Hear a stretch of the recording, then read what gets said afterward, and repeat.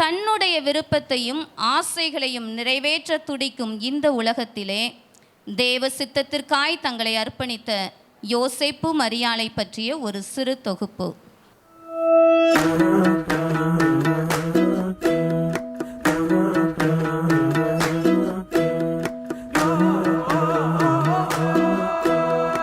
மரியாளின் வயிற்றில் தேவகுமாரன் பிறக்கப் போகிறார் என்பதை அறிவிக்கிறார்.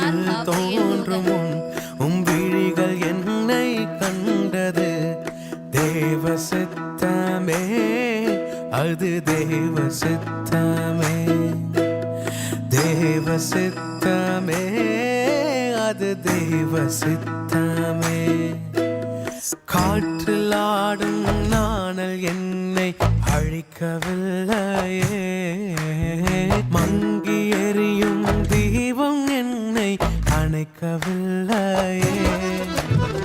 அழைத்து கொண்டாரே என்னை தாசன் என்றாரே, தெரிந்து கொண்டாரே என்னை தாசன் என்றாரே.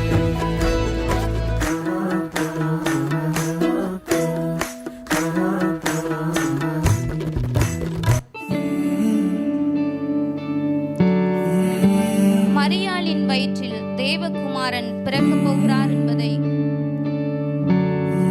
அறிவிக்கிறார் காபிரியேல் தூதன்.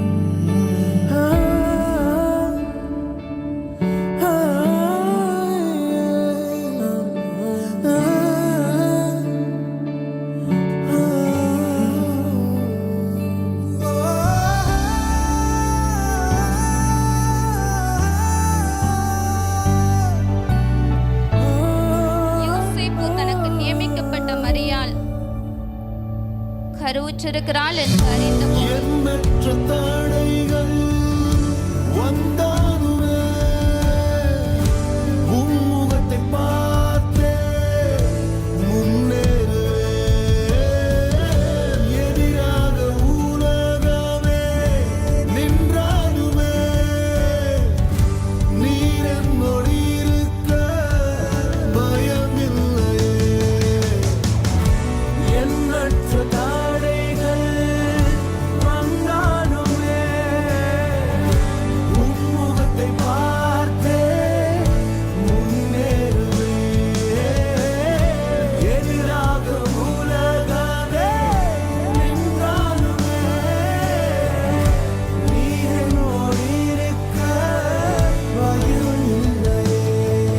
நீர் சொன்னதெல்லாம் நிறைவேறும் காலம் வரும், நம்புவேன் என் இயேசு ஒருவரை.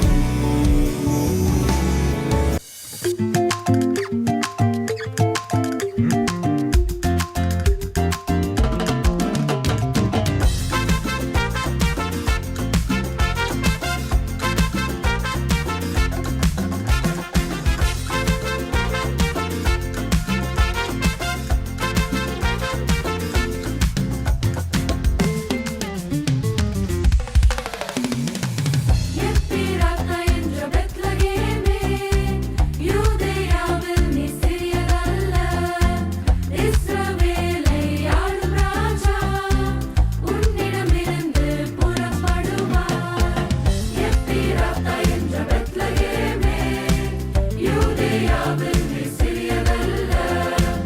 இஸ்ரவேலை ஆளும் ராஜா உன்னிடமிருந்து புறப்படுவார். ரட்சகர் வந்தாரே, ரட்சிப்பை தந்தாரே, ரட்சணிய நாளிதுவே.